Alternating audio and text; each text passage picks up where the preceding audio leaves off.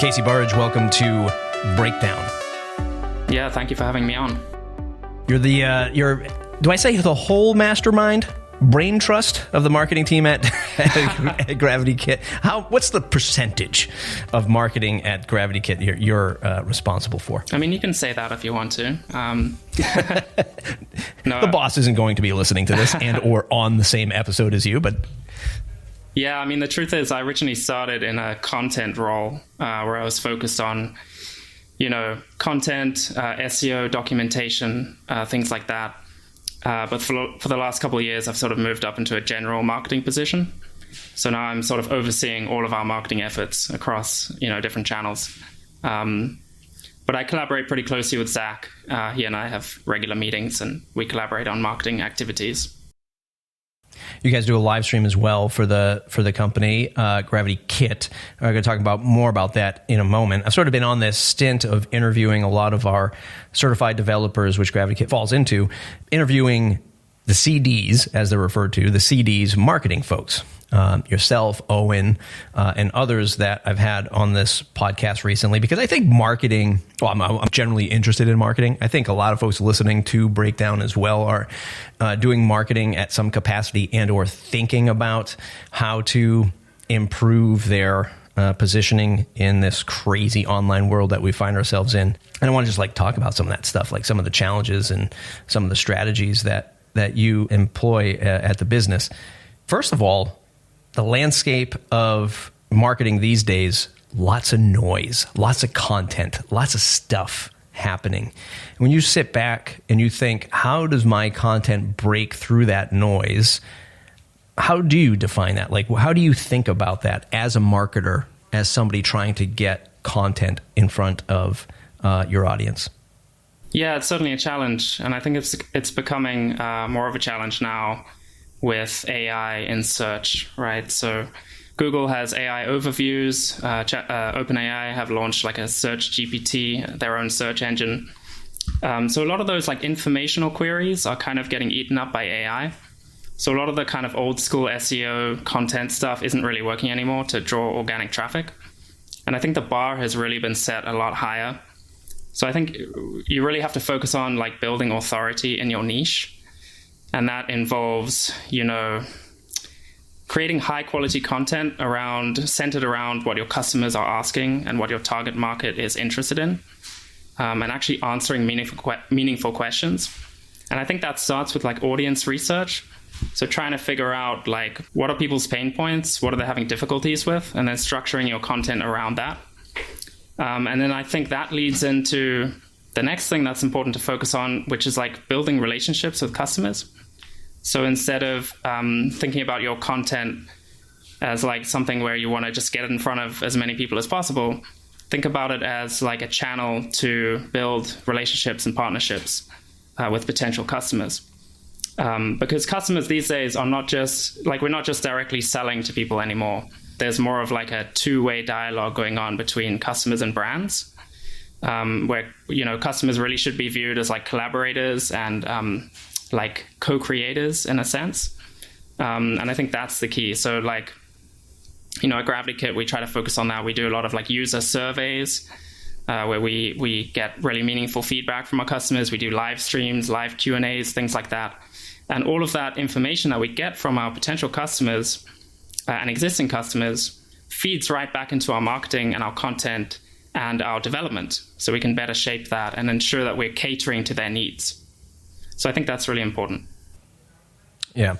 It's crazy to think, I think even 10 years ago, and I'm not saying you're wrong, but, or that you're off base, but 10 years ago, people were oh, you have to really, connect with your customer, understand your audience, be the authority in your niche. But it's almost like people weren't listening to that.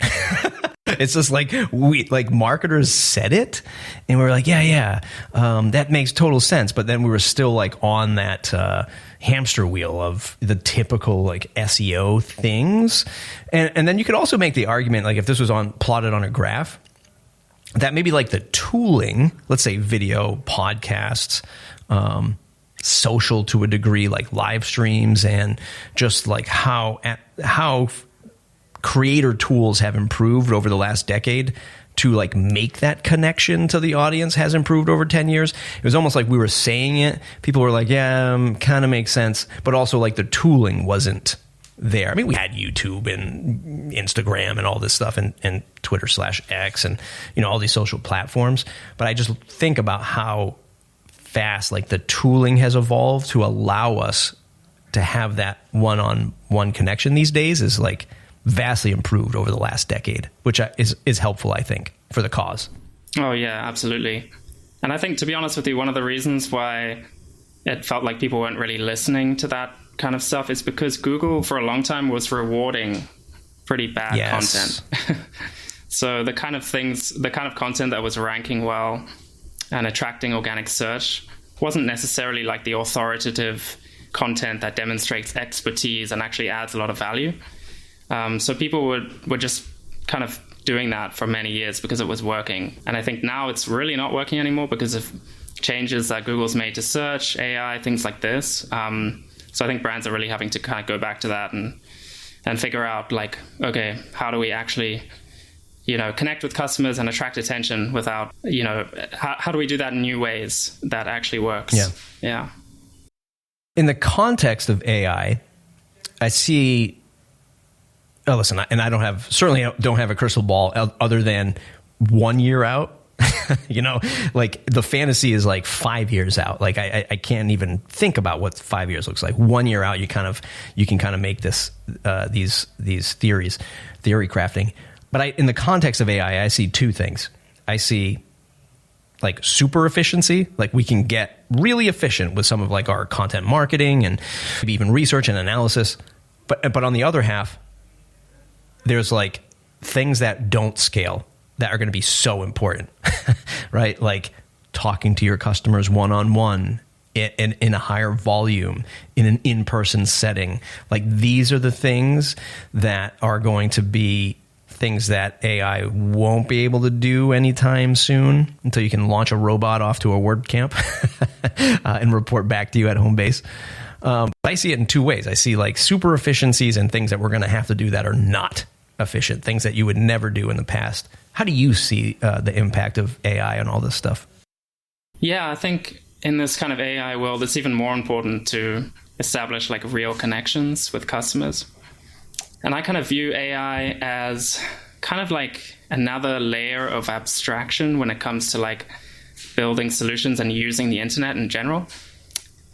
So like an example is you think of like a coding language, right? And this is like a coding language that humans will use to write programs.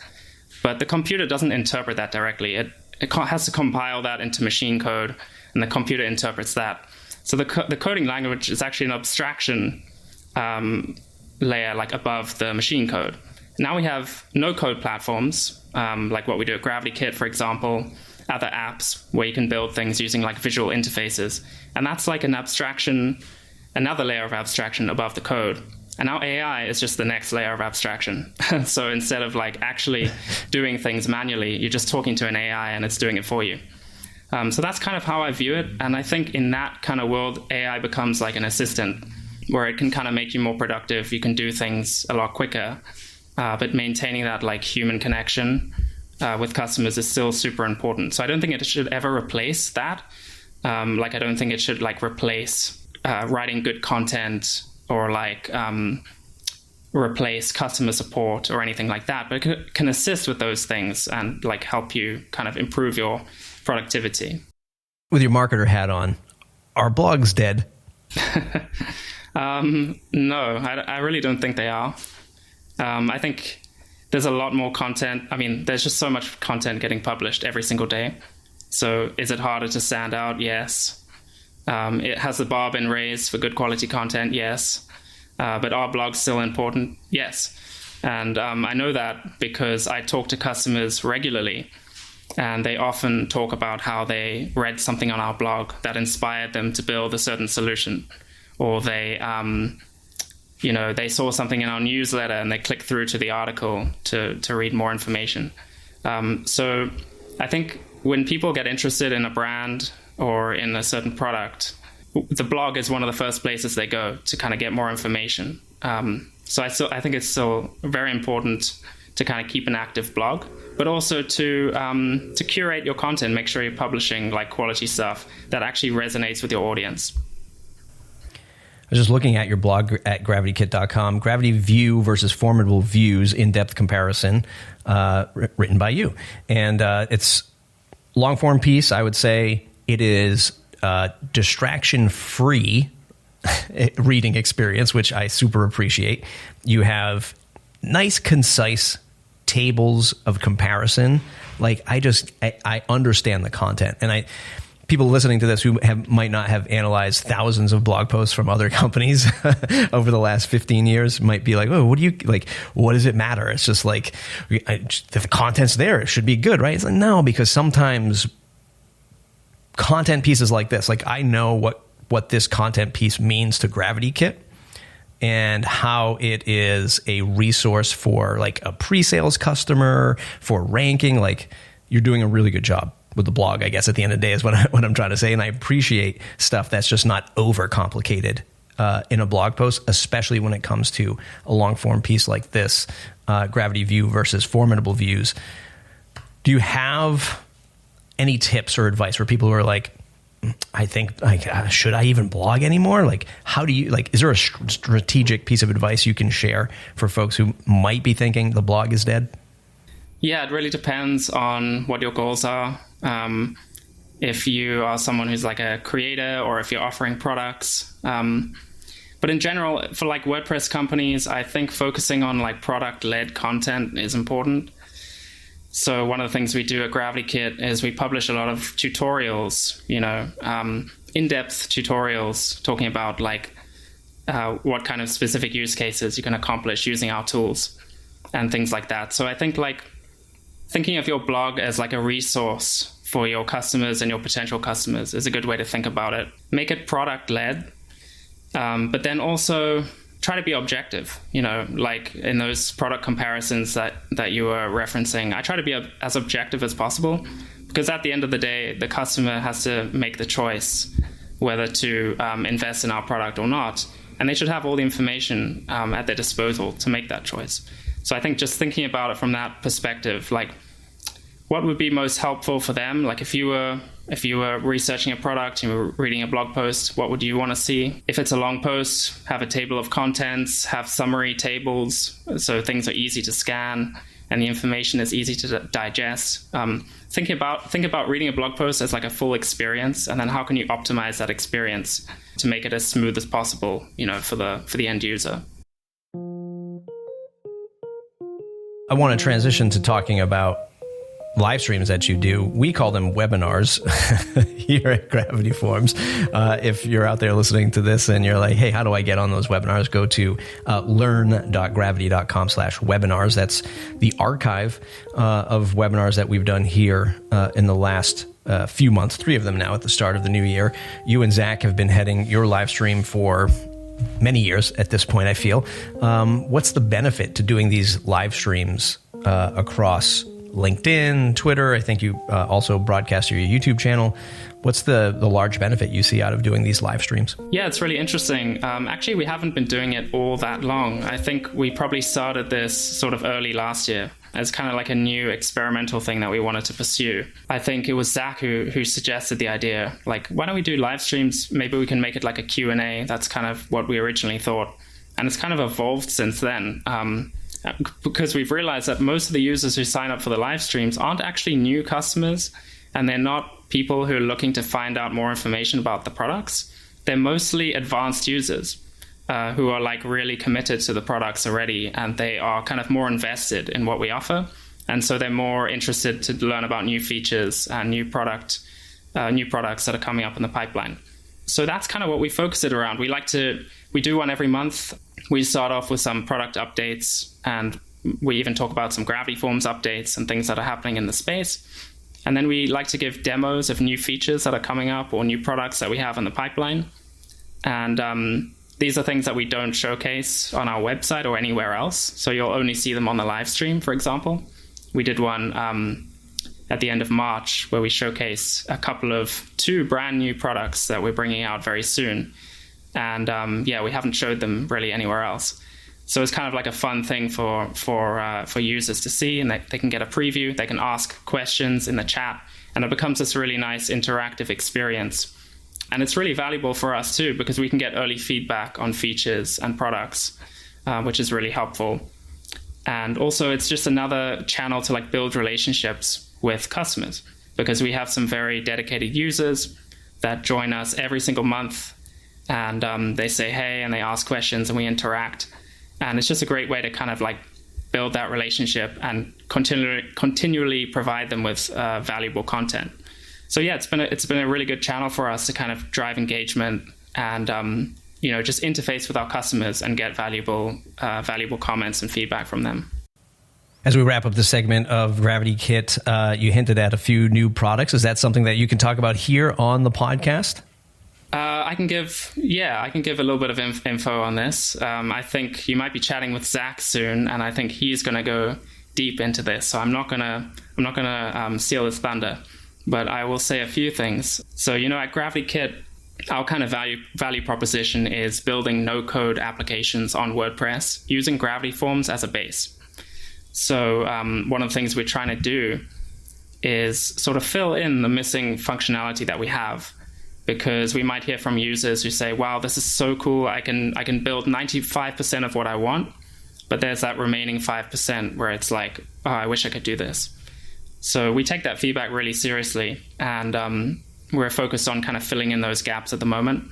One of those gaps for us has been styling.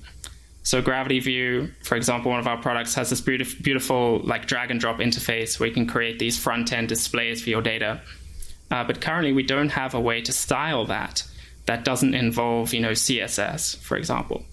So one of the things we're working on is an easy way to do that. And the way that we're doing that is integrating with some popular WordPress page builders that already allow you to do that kind of front-end styling using a visual interface. So that's been really exciting. And it seems like users are very excited for that. Yeah, anything that somebody like me can put something on a page and go, can I just make this look better without having to dig into CSS is a huge benefit for sure. That's awesome to hear. And something that I know, I think I would say WordPress users, whether you love or hate the Gutenberg experience, or think that it's feature complete, which is a funny thing to say. But I think once folks are starting to use that stuff, they're going to be accustomed to, I just want to click this block, and I know over here on the right-hand side, there's colors and font sizes. And after a while, they start doing that over and over again, and they look at your own product and they go, wait, what? Can I have that too in your product? And this is something that we're, like Gravity Forms, of course, as you know, there's the orbital theme. And now if you're in the site editor or in the page editor or post editor and you're putting a Gravity Form in it, click the block. And then on the right-hand side, you have the new tools to, change the look and feel of that form. And it's obviously a highly requested feature because one, it makes sense, but two, because that's where, WordPress is headed. Whether you, again, agree or disagree with the Gutenberg stuff, page builders have it and have for the last 10, 15 years at this point. And Gutenberg is quickly, getting there to, educating the average WordPress user that these things exist. Fun stuff, Casey. Thanks for hanging out today and sharing more about your marketing expertise here at GravityKit and the upcoming features. I'm sure in the next segment with Zack, it'll be interesting to go deeper with what Zack has going on. But where can folks find you online to say thanks? Where should they go to learn more about GravityKit? Yeah, just head over to gravitykit.com. You can find all the information there about our different products. And if you go to gravitykit.com/live, you can sign up for our monthly live stream. And that's really a lot of fun. And we showcase some really interesting product updates and industry updates and things like that. So you can hang out with us there and ask us questions as well, and we'll answer them.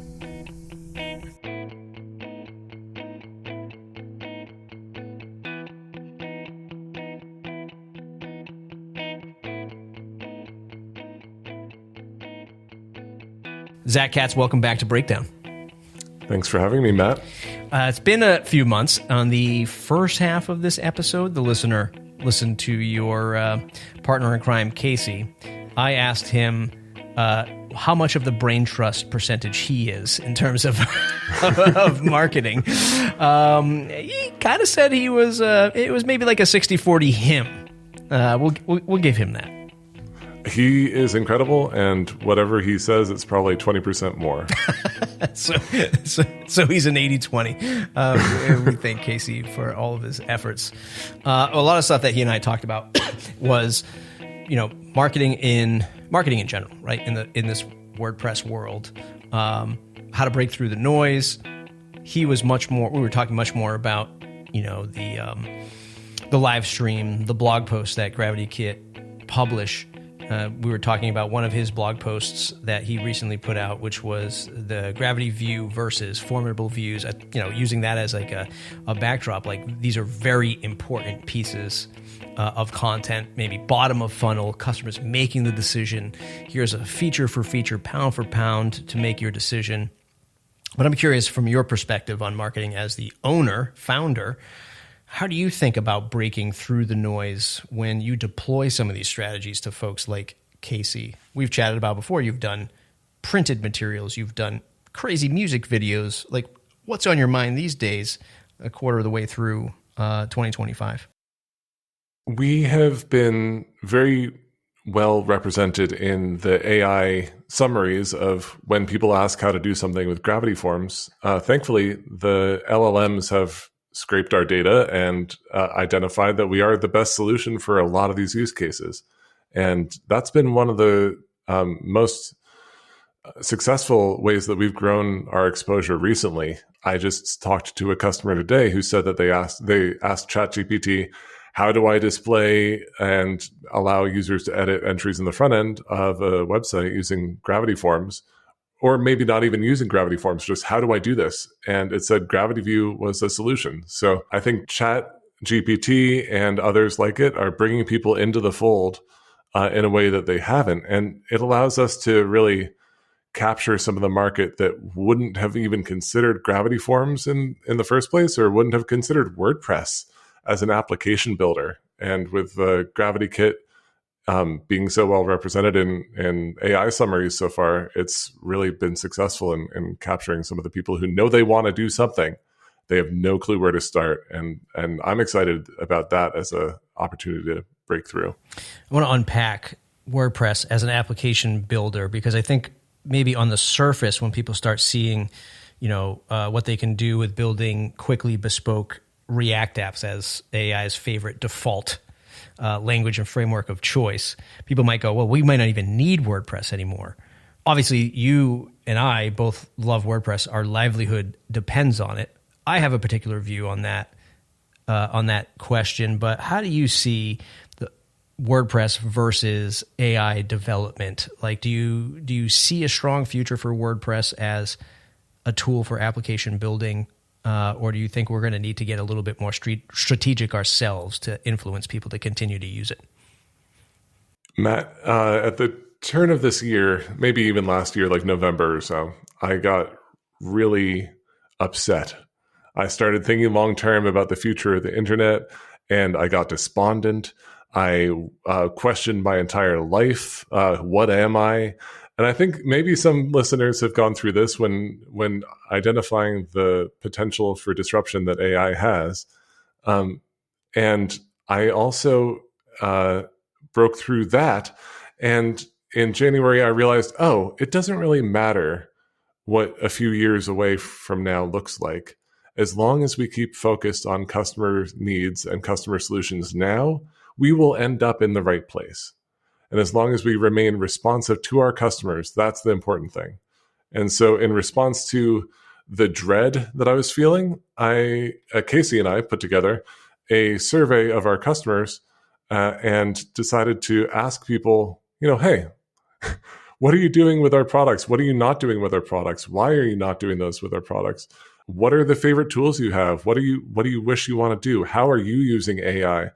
And by kind of pulling back into ourselves and asking the questions for how to best address our customer needs today, I found my life worth reinstated.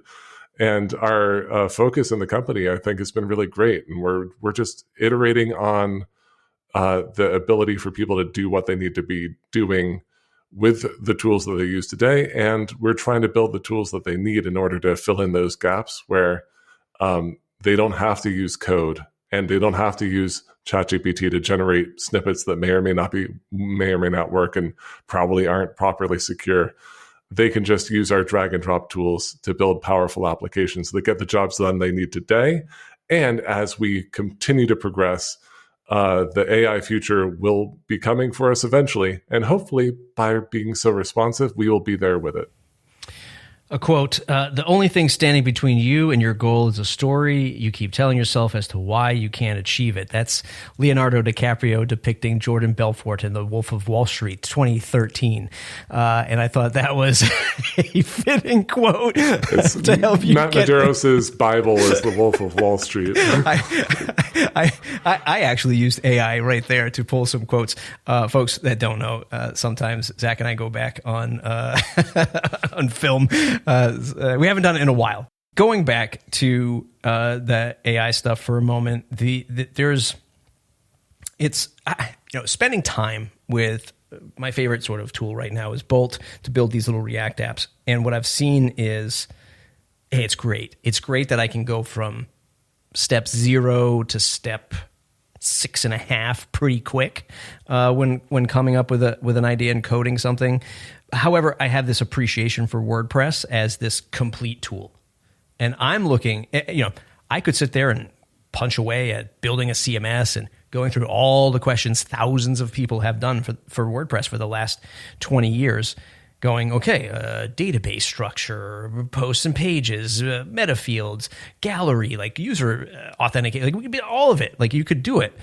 But then it's just sort of done in this jumbled mess that doesn't have a lot of human care around it. And I hope that that's the advantage we have with WordPress in the face of AI, that it can be a great structure that people return to and go, you know what, I could vibe code this thing, but I'm just going to use this because it makes sense. Yeah, and I think that WordPress holds a special place in a developer's mind where if you know of these other options, like if you want an actual better code structure, you might choose Laravel instead of WordPress. Or if you know that all you want to do is have a blogging platform, static site generators are amazing and all you really need if you want a blog that has a nice search index even. But WordPress is, I think you're right that WordPress is a complete application. And there are so many different opportunities for different CMSs to be used, including maybe like Laravel or Ghost is really wonderful if you need that specific tool set that comes with Ghost. One of the things that our customers have been talking to us a lot about is how they really appreciate the stability of the Gravity Forms ecosystem. And I think that a lot of our customers, a lot of the Gravity users out there, think Gravity first and WordPress second, which is kind of amazing. Like the utility that Gravity Forms provides separates WordPress from a CMS and it becomes an application suite. And our customers trust Gravity Forms to not break their website. They trust the certified developers to have wonderful support and to have good documentation and to have plugins and tools that won't break their website. They trust Gravity because it is the leader in all these spaces. And I don't know if that's true for other form plugins or other application builders that may or may not exist on WordPress, but in talking to our customers, that really sets WordPress apart, is the plugin ecosystem, but even more specifically for the people I've talked to, which is a bad representation of WordPress as at large, but people really trust Gravity, and I think that's a huge benefit. Let's put both of ourselves in the hot seat for a moment, because one of the challenges for both of us is folks that use GravityKit need Gravity Forms, and maybe customers coming to you go, well, don't you just have a plugin that does this? Or, can't we do it without Gravity Forms? Maybe that's a stretch for your solutions, but we're in this position at Gravity Forms where folks go, well, GravityKit should be in Gravity, like that kind of thing should be in Gravity Forms. And I think Gravity Forms' stance is that we have great certified developers that pursue these awesome features better than our core team would. And that's a difficult thing, as you and I both know, a difficult thing to market and message, or at least it's difficult for me in my head, because I know the customers out there going, I don't want to buy another license, or I'm already spending a lot of money to do this. And I look at the landscape of form builders, particularly in WordPress, and I go, even if you bought Gravity Forms Elite and the highest end of GravityKit, what you can do with that combined software alliance is far greater than what you're getting from any other competitor out there. And that is a particular marketing angle I know I struggle with. I don't know how you internalize it or how you see it, but how do we address that customer that goes, no, look, you should want this combined value because you can just do so much more with it without laying waste to our competitors. How would you answer that or address that? In speaking with people recently, I've been realizing that we need to keep on, and we've been doing this. Casey and I have been really focusing on trying to get as many use cases out there, as many case studies, also known as Casey studies, out there. Oh, you guys are good. Oh, we are. Crack marketing team. And we're going to be doing things like showcase for showing off what you can do with GravityKit, and people are going to submit their data or their website and talk about what they've been doing, and just have a user generated directory of what people have built with GravityKit. Because part of the problem is it's so generic in that you could do whatever you need done. That is a hard thing to market. And we also at GravityKit, people say, find your ideal customer and market to them. Gravity Forms, our ideal customer your ideal customer is anybody who needs a form, because Gravity Forms is the best. Then you can drill down and say people who care about quality, who are willing to pay for the best support and all that stuff. But in reality, it's anybody who needs forms. So Gravity Forms is the creation of the data, and we are whatever else you want to do with it. Display it on the front end, analyze it, export it, migrate it, create charts from it, build applications and dashboards and all this stuff. Because Gravity Forms is so generic in what it can do, GravityKit also is broad in what it can do. And it is a struggle to describe that. I think that the answer, thankfully, is AI again, because even Google search results have AI summaries now where people don't know what they want. They just know, I need something done. And they describe it using natural language. And that used to be really hard to be discovered, because what the heck do people mean? But now with AI summaries, AI can say, you know what, Gravity Forms, GravityKit. Add in Gravity Wiz and Cosmic Giant and Gravity PDF, and you have every application you could possibly think to build is available through Gravity Forms as the entry point. And people are using it for how-tos, step-by-step how-tos, including code snippets for filling in the gaps for things that that aren't possible without code customizations. It's a beautiful future that we live in the next couple of years before the whole question of what am I doing on Earth comes into play. Until I have to pull another Leonardo DiCaprio quote, probably from Christopher Nolan's film. What was it that he was in where the whole world flips upside down? Inception. And I had to pull one of those quotes. Here's another anecdote with the AI stuff. We did a webinar last week. Last week. Gravity Forms. We talked about AI and automation, and I actually brought up your GravityKit. I think it's called Entries Importer to import Gravity Import. Gravity Import. Brought that in, and I used AI to just create me a generic CSV file to demonstrate data inside of Gravity Forms. So if I'm an agency and I'm demoing something to a customer, maybe I'm using GravityKit suite of displaying entries onto a page.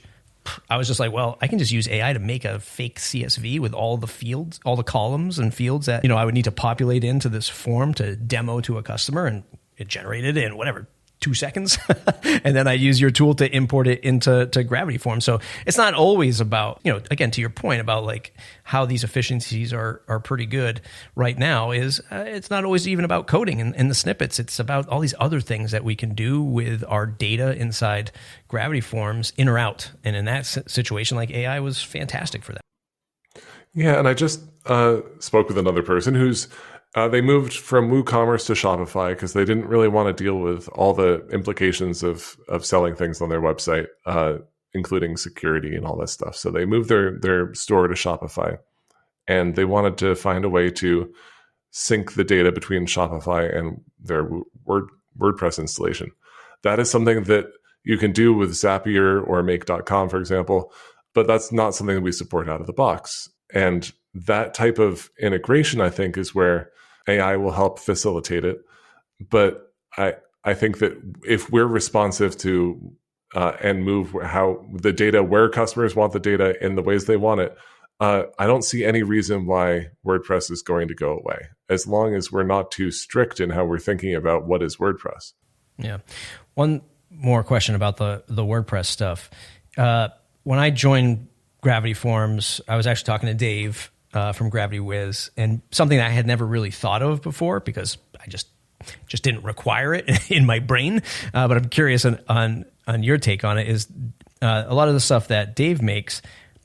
The thing he said to me, and I'm kind of paraphrasing here, is like we just look at Gravity Forms as the database, right? Like we look at that as a database, and it never really I knew it.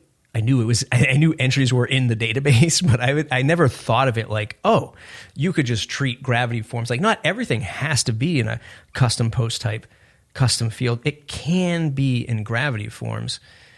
I'm wondering if you can illustrate how you perceive that and like how somebody developing WordPress sites can leverage that without having to think like maybe not everything goes custom post type and custom field like we're so attributed to doing. It can kind of live and then create out of the Gravity Forms ecosystem, if that makes sense. Yeah, it makes a lot of sense. And Gravity View, part of the reason Gravity View, I created it, is because I was so despondent from looking at the way people were treating the Gravity Forms post field types. And people were creating whole posts from entries just because they needed to display them. And that the way they knew best to do that was through a custom post type. And it creates a lot of cruft in the WordPress backend when you create an entry and that entry creates a post. And then that post is also kind of separated from the Gravity Forms entry. So when you update the post, it doesn't currently, as far as I understand, update the entry. I think things might be in the works to change that, but it is disconnected and is no longer related in a way that gets really complicated and really confusing. And it also triggers when you create a post. Guess what? Your post is now like connected to comments, and it has all sorts of rules that are run when a post is created that you might not want run. So let's say you have a directory, and you have the directory is powered by Gravity Forms. You don't need to have all this custom post type stuff. You can just power it from the Gravity Forms data directly. It is faster. It's easier for users to come in and update. And Gravity Forms has all the security stuff baked in as well. So you can just run a directory powered by Gravity Forms data using Gravity View without considering all this other WordPress custom post type stuff. And it's a lot less cruft, a lot more direct, and I think more maintainable. It's easily searched. It's easily exported. All the stuff you want to do in WordPress with the custom post types is possible without doing all of that and without duplicating data. In the first half of this conversation, or in the first half of this episode, I sat down with Casey, as I mentioned at the top of our interview, and he said, Zack might talk about some new products, or at least hint at them. And he didn't want to steal any of your thunder. I was like, come on, man, just give me the insight. And he's like, no, I got to wait for the boss to tell you. So with that, what do you have on the horizon that you can start to tease out to the Breakdown audience? Hey, Breakdown audience, do you use Elementor? Well, if you do, then we have widgets for you. Gravity Forms Elementor widget number one, is already out there. It's ready for you. If you've ever wanted to have a really great way to embed a Gravity Forms widget in Elementor, this is it. Sometimes you have to install these compound plugins that have tons of widgets and a lot of dead weight if you just want to embed a Gravity Forms widget. And so we created that, and we are adding a bunch of cool customizations coming soon to be able to style it the way you want, as you might expect from an Elementor widget. So Gravity Forms widget, that's already out there. By the end of April, Gravity View is going to have an Elementor widget that is fully customizable, and you can design it in Elementor, make it look exactly how you want. It's going to support all our different layouts, and it's really, really cool. We displayed this recently in a GravityKit live episode, and our customers were kind of losing their minds. They were really excited about how powerful it is, and that's coming soon. So you can create an application and style it exactly as you want and embed it in Elementor. The Gravity, and we're also talking specifically the GravityKit product, right? So like if I have a view of a business directory, they can punch into that and style that natively in Elementor. In other words, they don't have to back out and go to the WordPress editor to do it, or in maybe writing lines of CSS code or whatever. They could view it as they're dynamically designing the site in Elementor, change the look and feel of that Gravity view right there in the Elementor editor. Fair? Yep. You want to change the number of columns for the repeating grid that you have that displays the Gravity Forms entries on the front end. You can do that in live previews immediately. It looks great. Yeah. Elementor, a really powerful choice for folks that want to just get designing and building websites a lot faster, and maybe sort of that implementer type of person who has both sides of the brain, designer and developer. They're leaning towards Elementor. I know this is kind of weird to say in 2025. I mean, they are the biggest, I think, page builder. If you don't count Gutenberg or the site editor in that chart, they're the biggest page builder out there, and for good reason. As much criticism as they get about maybe not having the bleeding edge features, I think what they've been able to build with their product and their community is quite fascinating and should be applauded in the WordPress space. Yeah, and so that's one of the cool things we've got going on, Matt. You have a second? I have three. Trench coat opens. Here's pick which gold watch you want. Whatever gold watch you want, and this is a sparkly watch. So Gravity View, when you create a directory or a publicly visible view from Gravity Forms data, sometimes you want to allow people who submitted that entry to edit it. Currently, people have to have a WordPress account, and that WordPress account needs to be assigned to the entry when the entry is created. And that can lead to people not using the ability to edit entries because they don't want to have people create a WordPress account. And we are releasing Gravity View magic links later this week so that you can allow people to edit their own entries by clicking a magic link and having it automatically take them to the edit entry screen in Gravity View. You can also allow list wildcard emails to allow anybody from your organization or anybody from a specific domain name to edit an entry as well. So we're really excited. There's auto expiration for links to allow the links to only work for 15 minutes or however amount of time you define it after the email is sent. And also we have the ability to say only allow editing an entry if it's within a certain amount of time. So let's say you want the edit entry to be editable for a year after it's created and then no longer allow edits. You can shut off the time when people are able to make edits to their submissions. That's fantastic. So we're really excited about that. I get it, but what's the best use case for that? Somebody listening to this going, okay, sounds cool. Why would I use this? For, let's say, a business directory, if you have a business that's submitted a listing and you want them to be able to edit their listing, or maybe only certain fields in their listing, like you can submit you want people to be able to edit their business hours. you can allow people to do that as long as their email matches the email that is on the entry. So that's a really simple example. But user profiles allow people to edit a team directory without having to manage it yourself. And every time somebody wants to change something in your team page, you don't necessarily want to give them access to the team page in the back end. You don't want to necessarily give them access to everything in Gravity Forms or edit entries that other people have created. Now you can make it so they can edit their own entry. It updates live and it's secure. That's fantastic. Third thing you said, yes, no, you can share that. Yeah, absolutely. We have released last month a dynamic lookup field, which is really awesome.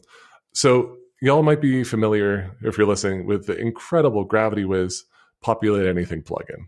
It is wonderful, and it's so powerful, and it's often It's often more powerful than our customers need, which is just a basic way to connect data to other data. And so if you need all the cool things that Populate Anything does, I encourage you to go get Populate Anything. I recommend it wholeheartedly. But if you just want to list if you want to list entries from another form, so you can choose entries from a list and populate a field dynamically with the values from a form, with WordPress users, like list existing users on your site filtered by role, for example. So you can list all the administrators in a radio button field, and you can choose the administrator that something is connected to. Or coming out soon, we are releasing the ability to display posts and pages and custom post types and list those as the choices in a Gravity Forms field. So if checkbox radio field, you want to list posts in a certain category or taxonomy, you can do that and have it dynamically populate. So this is actually a free add-on. It's free on GravityKit.com.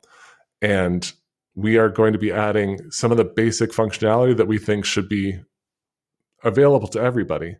And anything beyond that, please go get Populate Anything. But we wanted to offer this to our customers because it was recurringly, it kept coming up as something that we were needing to offer to our customers for them to build these powerful applications that you can do with Gravity.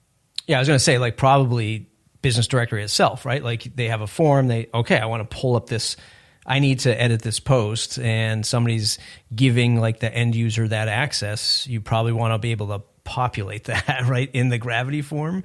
So those probably very, like, I don't want to call it low-hanging fruit, but I guess those sort of easier tasks to share that data makes sense, right? To have that in your own add-on than getting all of Populate Anything for that. And our customers kept on asking for it, and they've been asking for it for years, and we've just been pointing them to Populate Anything. But then I had a call with somebody who said, "Okay, I manage an event, a sports event, and this has the competitors the athletes have a form, their trainers have a form, and then the gyms have a form, and we need a way to display and connect all these different forms." And I realized there was no way to do it without Populate Anything, and I thought that was a real shame because we otherwise could have done everything with GravityKit, with Gravity View, and displayed only the athletes that were associated with the trainer that was associated with the gym, and there was no good way to connect it. And so now Dynamic Lookup is available for free on GravityKit.com, and it is quite powerful, but it's also quite simple. That's fantastic. Looking forward to all of this stuff available at GravityKit. Last question I have to ask: how is that printed newsletter doing? Still doing it? People still getting it? Oh, it was a lot of work, a labor of love. And it also, I don't know if y'all know this. Insert sad the real music. world. Yeah, the real world is expensive. Like having physical things that get shipped around the country and put into people's mailboxes is not free. So it is on hiatus currently. We haven't ruled out doing another, and we might. We might change to postcards, which are a lot less expensive than a folded full 4-color edition. Yeah. So yeah, Matt, it's on hiatus. I think GravityKit Inc. It was beautiful while it lasted, and it's in stasis at the moment. That's what I love about you, Zack. You're not afraid to experiment and try outside of the box thinking with this stuff, and I applaud your effort. And maybe one day. Well, and if anybody has questions about doing unique unsubscribe codes for printed materials, get in touch with me. Okay. Because I did a little merge tag thing with Gravity Forms, and it got complicated, but I'm here if you have any questions. Thanks for hanging out today, Zack. Where can folks go to say thanks? You can find me on Blue Sky at zack.katz.me, or I'm on Mastodon at mastodon.social /@ZackZackKatz, Zack Katz, or just send me an email, zack@gravitykit.com. I'm really happy to talk to you. I want to learn all about what you're doing, and let me help you achieve your goals. That's it for today's episode. If you could do one more thing for me today, share this episode on social media, your favorite Facebook group or Discord channel. Spread the word about this podcast. It really helps. If you haven't added Breakdown to your favorite podcast app, point your browser to gravityforms.com/breakdown and click the icon of your app to add us and listen to us every 2 weeks. Okay, we'll see you in the next episode.